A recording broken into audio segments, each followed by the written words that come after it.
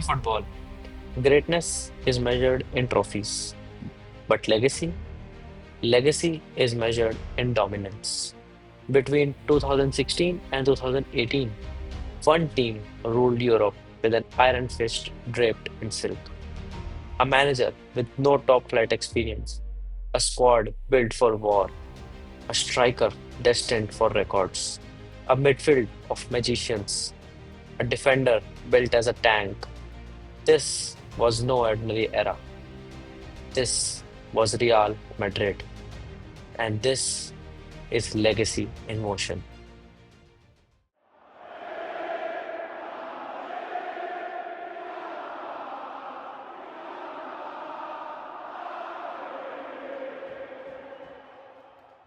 In January 2016, Real Madrid was a team at crossroads. Rafa Benitez was gone, and the dressing room was reportedly fractured. The club turned to a familiar face, not just in the history books, but in the hearts of the Madrid faithful. Zinedine Zidane, one of the greatest players to ever wear the white shirt, was handed the managerial reins. He arrived without top level coaching experience, yet with a quiet authority that instantly commanded respect. His appointment was met with cautious optimism. Could he manage egos, build cohesion, and handle the pressure of the biggest club in the world? What followed was beyond anyone's expectations. Zidane wasn't just a coach, he was a conductor, blending tactical intelligence with emotional intuition. The task was enormous.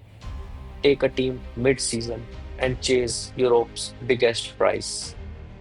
Zidane's debut Champions League campaign began in the round of 16, and Real Madrid grew stronger with each round. A stunning comeback against Wolfsburg, a gritty semi-final win over Manchester City, and then another Madrid derby in the final. Atletico once again stood between Los Blancos and La Undecima, Champions League title number 11. The 2016 final in Milan was tight, tense, and eventually decided by penalties. Cristiano Ronaldo delivered the decisive blow. In the first half season, Zidane has brought home the UEFA Champions League, a dream start, but just the beginning.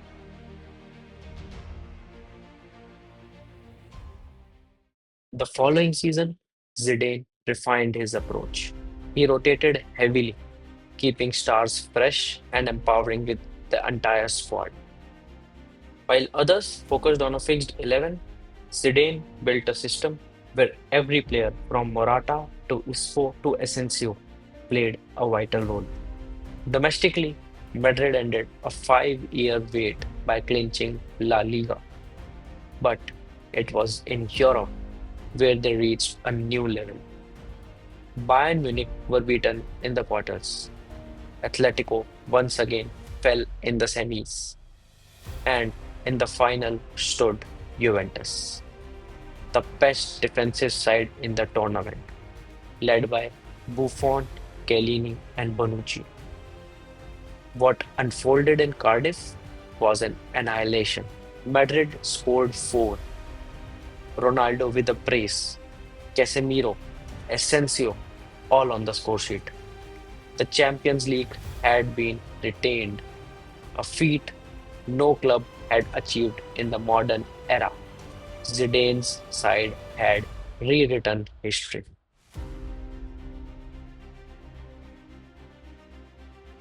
By 2017-18, Real Madrid weren't just champions, they were the hunted. The giants of Europe wanted their throne. The draw was brutal.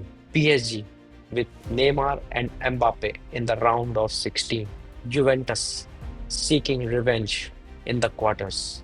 Bayern Munich again in the semis. But in every round, Madrid rose.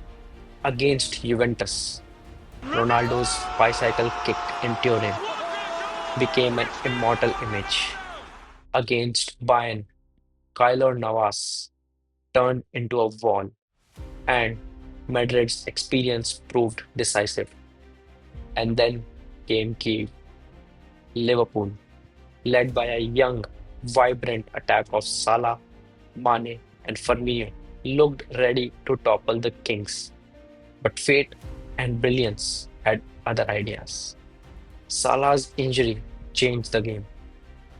Karius' mistakes tilted it further, but it was Gareth Bale's iconic bicycle kick that sealed the story.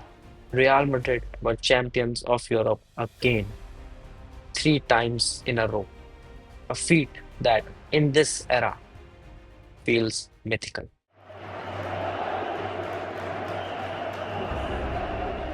This team wasn't just about Cristiano Ronaldo, though his 15 goals in 2017-18 Champions League speaks volumes.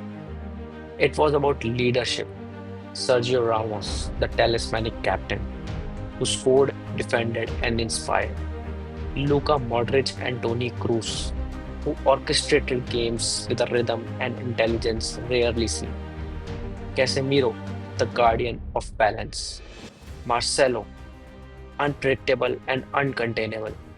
Karim Benzema, often underappreciated yet always crucial. And Kyler Navas, the goalkeeper who rose time and again when Madrid needed him the most. But above all, it was Zidane, the steady hand in chaos. He didn't overcoach, he trusted. He managed egos, rotated stars, and got buy-in from everyone.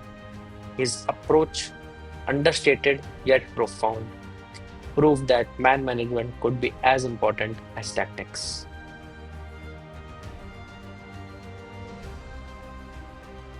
After the triumph in Kiev, Zidane walked away, not in defeat, but at the summit. He had nothing left to prove.